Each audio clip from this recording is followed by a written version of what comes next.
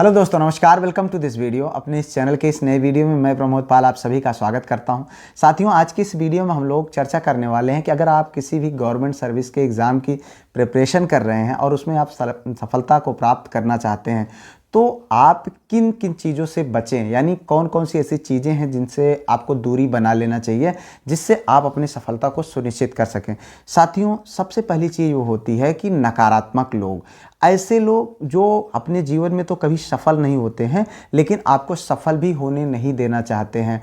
इस टाइप के लोगों से अगर हम अपने जीवन में किसी भी क्षेत्र में सफलता प्राप्त करना चाहते हैं, ये गवर्नमेंट सर्विस ही नहीं, किसी भी क्षेत्र में, तो हमको इनसे कोसों मीलों दूरी बना लेना चाहिए। क्योंकि अगर आप देखें, चूँकि आपके बहुत सारे मैसेज आते हैं कि अभी आप देखिए एग्ज़ाम को लेकर के, आपके टीजीटी पीजीटी एग्ज़ाम को लेकर के, कल ही एक सिस्टर ने कॉल किया था, उस बता रही थी कि कोई एक है उनको डिस्ट्रैक्ट कर रहे हैं, लगातार जो है बता रहे हैं कि एग्ज़ाम ही नहीं हो पाएगा। तो आपको कहने का मतलब ये है हमारा कि ऐसे लोग जो नेगेटिव लोग हैं, जिन्होंने अपने जीवन में कोई उपलब्धि हासिल नहीं किया, जिनका मुख्य उद्देश्य ही यही है कि अगर हम नहीं सफल हुए तो किसी को नहीं होने देंगे, इस तरीके के लोगों से हमें जो है बहुत दूरी बना लेने की ज़रूरत है। ये लोग आपको सलाह भी देंगे, आपको बताएंगे भी कि अरे गवर्नमेंट सर्विस आजकल कहाँ किसको मिलती है, बहुत समस्या है, करप्शन है, सब सीटें जो है सरकार बेच दी है, पैसा ले लिए हैं। लेकिन अगर आप इनकी बातों को जो है ध्यान देंगे तो निश्चित तौर पे आप अपने रास्ते से भटक जाएंगे। और कुछ लोग ऐसे कहेंगे अरे एग्ज़ाम तो होबे नहीं करेगा, सरकार चाहबे नहीं करती नौकरी देना। देखो, हम ये नहीं, यहाँ पर सरकार की तलबदारी नहीं कर रहे हैं, लेकिन हम आप चाहते हैं कि आप वास्तविकता से रूबरू रहें। मित्र, ये बात जान लीजिए कि कभी भी आप अपने सिर्फ एक सीट पर फोकस्ड रहिए और एग्ज़ाम डिले हो या कोई भी समस्याएं हों, उस पर हमारा फोकस नहीं होना चाहिए। हमारा फोकस सिर्फ अपनी तैयारी पर होना चाहिए। तो इस तरीके के जो लोग हैं उनसे आपको बहुत दूरी रहने की ज़रूरत है। कि उन लोगों से भी दूरी बना लीजिए जो, जैसे मान लीजिए टीजीटी पीजीटी की तैयारी कर रहे हैं या किसी भी एग्ज़ाम की तैयारी कर रहे हैं, जिस एग्ज़ाम की आप तैयारी करें उसी की एग्ज़ाम की तैयारी करें, पर 20 साल से लगे हुए हैं, अभी भी वो तैयारी नहीं छोड़ रहे हैं, पर 20 साल से लगे हुए हैं। उनसे भी आपको दूरी बना लेना है। 15-20 साल से लगे, अरे क्या कर रहे हो यार 15-20 साल से वहाँ? ठीक है, आपने एक बार एग्ज़ाम दिया असफल हुए, 2 बार एग्ज़ाम दिया असफल हुए, 3 बार एग्ज़ाम दिया असफल हुए, कर क्या रहे हो आप? इसका मतलब है कि वो सही रास्ते पर, यानी वो सही कार्य को नहीं कर रहे हैं। ये बात आप समझ लीजिए, वो सही दिशा में नहीं है।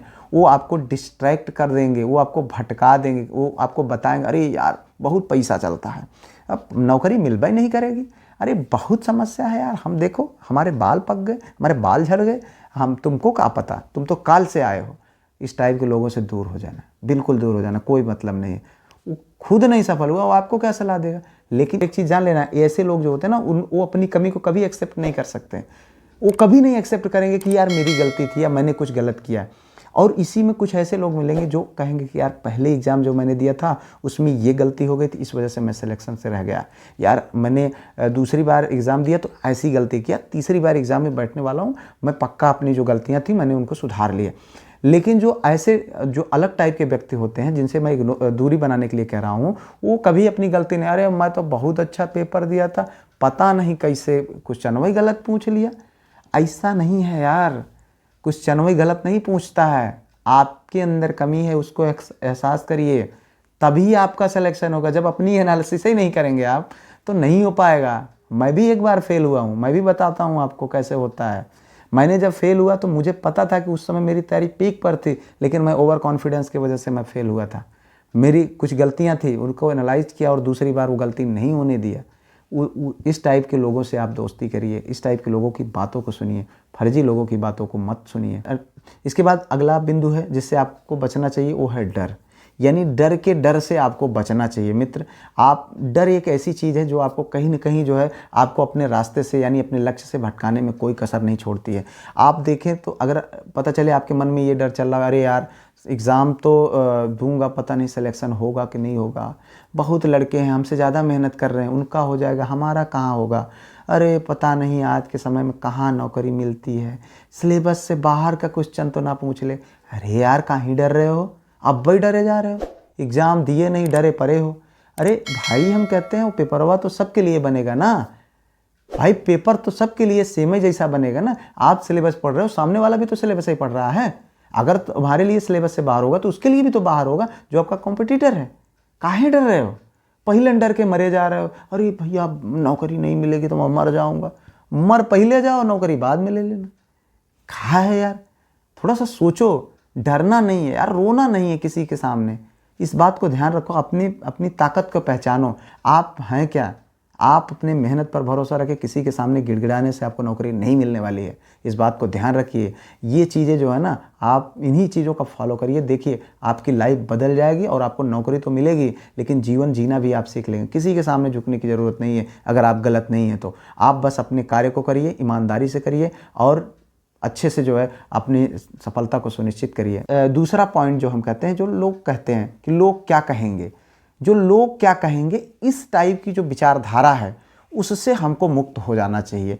सबसे बड़ा रोग क्या कहेंगे लोग, ये बहुत बढ़िया कोटेशन है कि ये निश्चित तौर पे एक बहुत ही इंपॉर्टेंट चीज़ है कि हम ये सोचते हैं कि लोग क्या कहेंगे, चाहे वो हमारे बारे में सोचे या ना सोचे, लेकिन फिर भी हमारे मन में ये विचार चलता करे हम ऐसा कर रहे हैं, लोग क्या कहेंगे।